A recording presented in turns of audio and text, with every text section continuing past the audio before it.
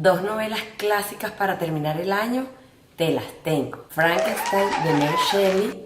y Fausto de Goethe. Encantada de saludarlos. Mi nombre es Carmen Arteaga y esta es mi biblioteca.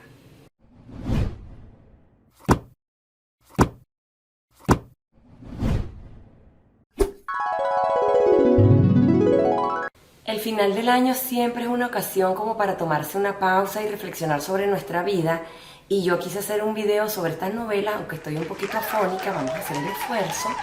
porque como les dije, el final del año siempre es un momento donde hacemos una pausa, reflexionamos sobre lo que ha sido nuestra vida, hacemos planes para el futuro, pero también, por qué no decirlo, es un momento donde solemos reflexionar sobre el mundo en que vivimos. Y en esa onda yo quise compartirles mis impresiones sobre estos dos tremendos clásicos de la literatura universal que calzan para mí perfectos con esta época. Las dos fueron escritas en el siglo XIX, pero me parece a mí que su mensaje, o sea, su moraleja, tiene hoy en día más vigencia que nunca, y en estos tiempos posmodernos yo creo que es importante volver la mirada hacia este tipo de obras y recapacitar sobre muchas prácticas contemporáneas que se legitiman disfrazadas de avance científico o de progreso. También me parece que ambas tienen una profunda crítica hacia la modernidad, o por lo menos muestran lo que vendría siendo el lado oscuro o no tan amable de esta época histórica. Pero antes de continuar te quiero pedir que me ayudes muchísimo suscribiéndote a mi canal,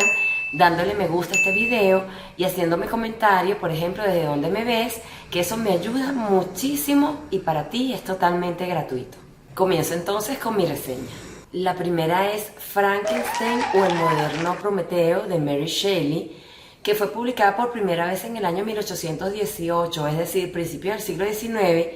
y es una obra maestra fundadora del género de la ciencia ficción. Su calidad para mí es insuperable en cuanto a la construcción del relato, las metáforas que usa, el mensaje que invita a pensar sobre el conflicto entre ciencia y ética, todo esto en medio de una narración que mantiene la tensión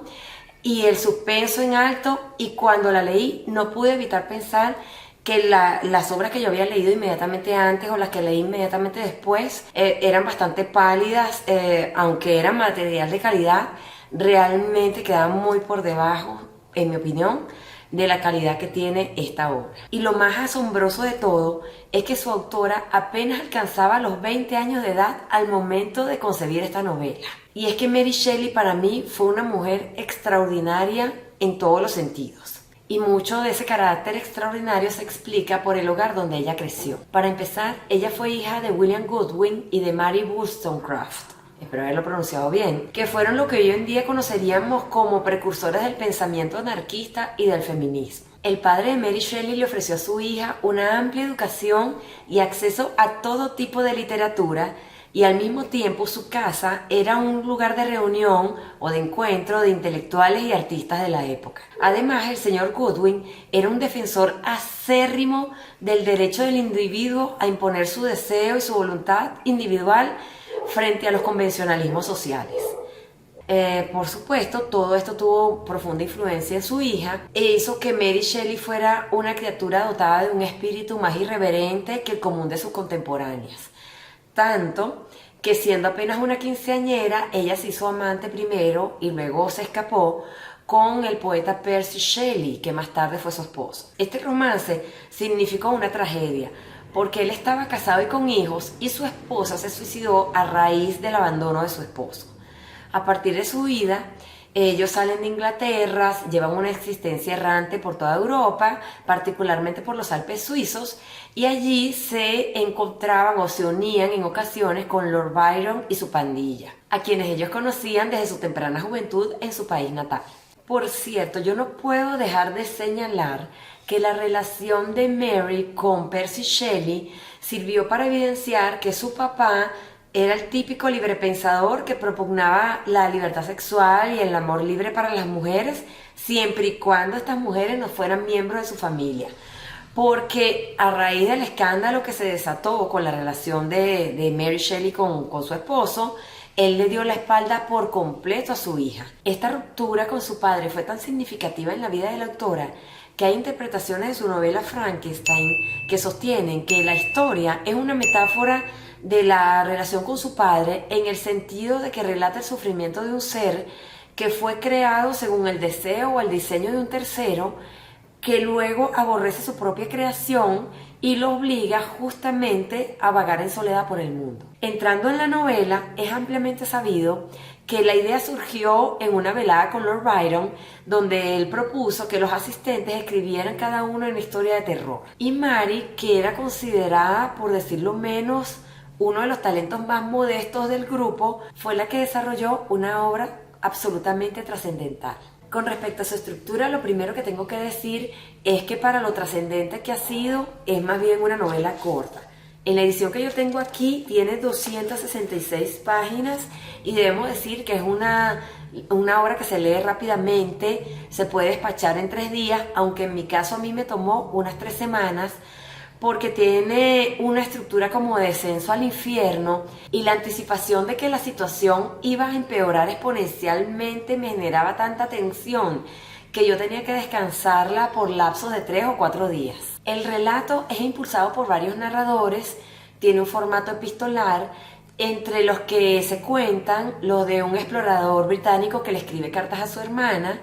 También hay relatos de boca del propio Victor Frankenstein, que es el protagonista, y muy especialmente está el relato del monstruo, que es el eje de toda la historia. Puede decirse que la historia de alguna manera comienza por el final, y nos enteramos de ella a través de las cartas que el explorador Robert Walton le escribe a su hermana. Él es un hombre que también es muy ambicioso, que está en la búsqueda de gloria, y ha desarrollado o lleva a cabo una expedición hacia el Polo Norte con la ambición de llegar a lo más profundo de esta región y cubrirse de gloria, como ya les dije. A lo largo de esa expedición, él mantiene a su hermana informada de lo que está sucediendo, de sus progresos. En una de esas cartas, él le comenta a su hermana que la tripulación del barco que él comandaba vio un espectáculo que era como increíble, considerando pues las frías extensiones donde ellos estaban, ¿no? Y es que desde el barco ellos ven en tierra firme un hombre gigantesco que va conduciendo un trineo de perros y que se dirige hacia el norte, y que al poco tiempo de ver este sujeto, ellos rescataron a otro hombre que estaba prácticamente moribundo. Pero lo más curioso de todo es que, estando en una situación tan extrema, este hombre rescatado todavía lo pensó para subirse al barco, y de hecho solo aceptó cuando le dijeron que también se dirigían hacia el norte. Este hombre era el doctor Victor Frankenstein, que cuando lo salvan está prácticamente extenuado, y gracias a los cuidados que recibe, él se recupera lo suficiente como para mostrar su carácter, que era de una nobleza y de una dignidad que contrastaban con su terrible estado físico. Robert Walton, que como ya les dije era el jefe de la expedición, se hace amigo de Frankenstein, y este le comparte que está en una cacería personal contra el gigante que ellos habían avistado antes, y le cuenta toda la sucesión de eventos que lo llevaron a su lamentable estado. Primeramente, el doctor Victor Frankenstein le cuenta que él era parte de una próspera familia germánica donde imperaba el amor y la felicidad, donde todos se apreciaban, donde nadie tenía problemas serios. Y es decir, la primera parte de su vida se desenvuelve en una suerte de Edén terrenal, donde también se le otorga mucha importancia al conocimiento y a la ciencia. Total es que, siguiendo esa orientación, el joven Victor Frankenstein abandona su hogar y se va a Inglaterra a estudiar filosofía natural, que es como se llamaba en aquel momento las ciencias naturales, y a medida que avanza en su aprendizaje se propone la meta de crear vida. En este punto, el relato de Mary Shelley es claro y definido en que esta meta obedece única y exclusivamente a un egoísta deseo de grandeza y de fama que deja de lado cualquier consideración moral o religiosa. La obsesión del doctor Frankenstein es ciega, y él en ningún momento se detiene a pensar en las consecuencias de su proyecto, o por lo menos qué hará con la criatura en caso de que lograra tener éxito en su cometido. En ese sentido, él fabrica este nuevo ser con partes de cadáveres que conseguía, de forma que básicamente es un ser hecho de retazos, un rompecabezas que avisa desde el principio que nacerá con el alma rota. Después de muchos esfuerzos, llega el gran día y el ser cobra vida. Sin embargo, justo en ese momento, en vez de alegrarse, Frankenstein abomina del monstruo y ni siquiera es capaz de ponerle un nombre. Frankenstein de inmediato abandona al monstruo a su suerte, negándole la más mínima dignidad. El monstruo, hay que decirlo, en verdad que es espantoso, pero esa fealdad contrasta, por otro lado, con una gran inteligencia, con una gran bondad y con una inocencia, por lo menos al principio, cuando se ve arrojado al mundo en completa soledad y sin ninguna herramienta para poder integrarse con éxito a la sociedad. Entonces el monstruo se retira a las montañas, donde construye un pequeño refugio donde está escondido y vigila y protege durante meses en secreto a una familia de desterrados franceses. Entonces, por medio de esta vigilancia que él hacía a esta familia, él aprende a hablar y también aprende muchos elementos de cultura y de historia que le dan contexto del mundo en que vive. Cuando después de mucho pensarlo, el monstruo se llena de valor y se muestra ante esta familia a la que él había ayudado en secreto, él resulta rechazado con la mayor violencia. Lo mismo le sucede en varias ocasiones y esto es lo que lo llena de tanta amargura y de ese deseo de venganza contra su creador. De esta manera empieza una espiral de violencia en que los allegados del Dr. Victor Frankenstein, que son totalmente inocentes y ajenos a lo que él había perpetrado, van cayendo uno por uno víctimas del monstruo, empezando por el hermanito pequeño del científico, que era una criaturita que no llegaba a los 10 años de edad. En un momento de tregua en esta lucha, los dos, o sea, el monstruo y Victor Frankenstein, se sientan a conversar y es cuando el monstruo le explica el dolor de la existencia solitaria que lleva y le promete que si Victor Frankenstein le fabricaba una compañera, el monstruo se iría a lo profundo de Sudamérica y más nunca se sabría de él. El Dr. Frankenstein acepta al principio, pero cuando ya casi tiene terminada la nueva criatura, cambia de opinión y la destroza ante la mirada horrorizada del monstruo. A partir de acá es que sí, ya definitivamente estalla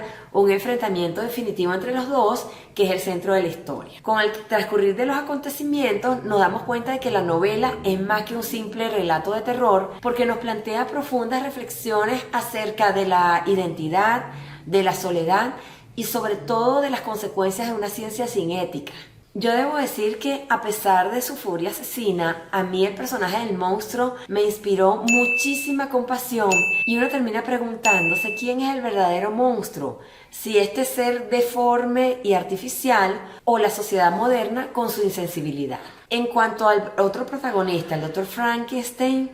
yo debo decir que a pesar de su inmenso sufrimiento, yo confieso que no me inspiró ninguna simpatía, no conecté nunca con él. Yo no sé si esta era la intención de la autora, pero yo no conecté. Y es que su inmensa irresponsabilidad me sacó demasiado de quicio e inclusive yo diría que por momentos yo lo detestaba. Pero bueno, hablando de la novela, a mí me parece que es totalmente atemporal, que es súper vigente hoy en día y que nos invita muchísimo a reflexionar sobre la responsabilidad de nuestros actos y las consecuencias imprevistas que puede acarrear la arrogancia del hombre moderno. La segunda obra que les tengo, y bueno, y me disculpan que ya está saliendo granulado el video, pero es que ya es tarde y esto no es un estudio, es mi sala, es mi biblioteca. Pero bueno, en fin, la segunda obra es Fausto de Johann Wolfgang Goethe y también es una de las obras cumbres de la literatura alemana y universal. Del autor puedo decir brevemente que es considerado una de las grandes glorias de la cultura alemana y que nació en un hogar bastante acomodado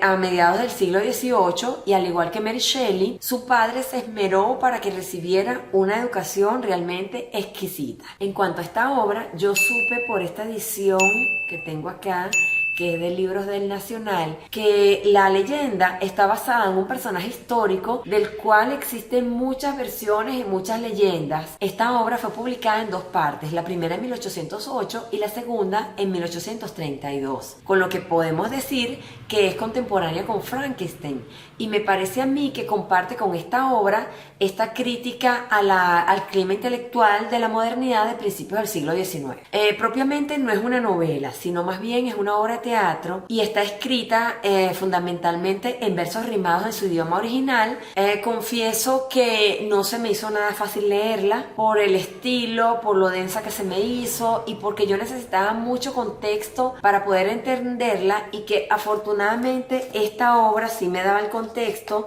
ya que tiene, vamos a ver acá, bastantes pie de páginas que nos explicaban, bueno, las alusiones de la obra a ciertos eventos históricos, ¿no? Volviendo a la historia, ella nos habla acerca de un doctor Fausto, que es un sabio que siente una insaciable ambición de conocimiento. También tiene una ambición de trascendencia y de tener experiencias sensuales e intelectuales que rebasen todos los límites humanos. La idea de que él nunca logrará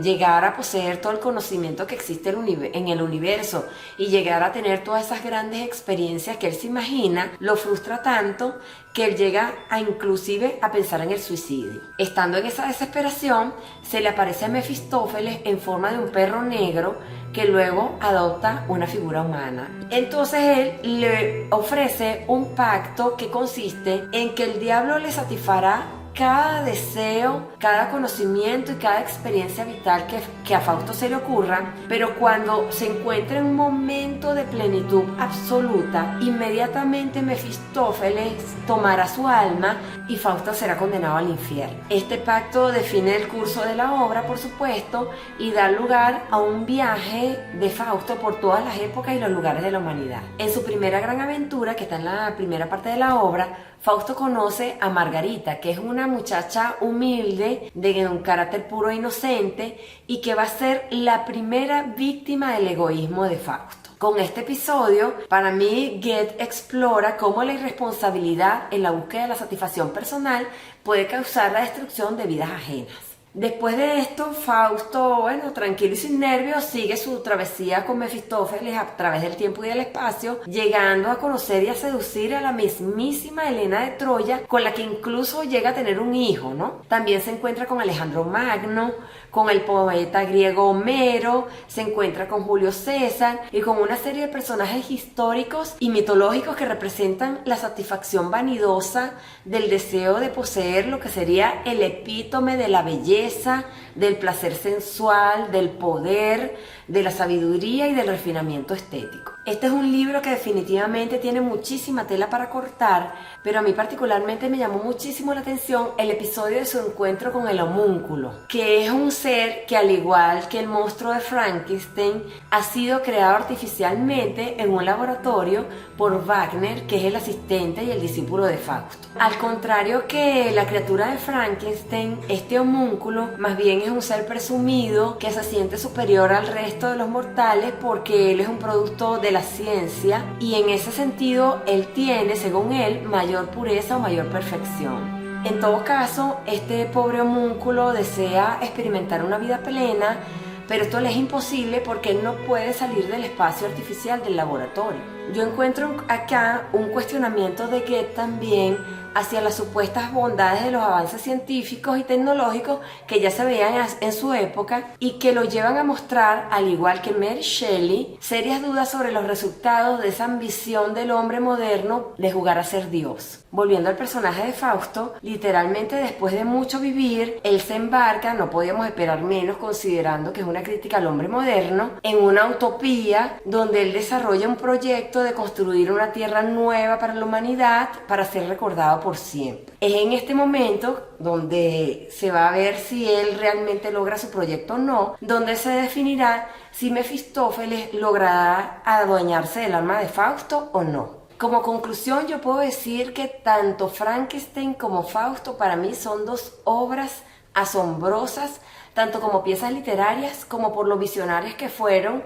en esto de entender el posible vacío existencial que acarreaba esta cosmovisión moderna, a menos que mantuviera en primer plano la dignidad inherente al ser humano. Dicho esto, termino aquí mi reseña y no me queda más que despedirme pidiéndoles nuevamente que se suscriban a mi canal, que le den me gusta al video si es el caso y que me comenten qué les pareció, qué tal es, y además que le den a la campanita para que les lleguen nuevas notificaciones. Muchas gracias, que tengan un excelente, feliz año nuevo y nos vemos. Hasta luego.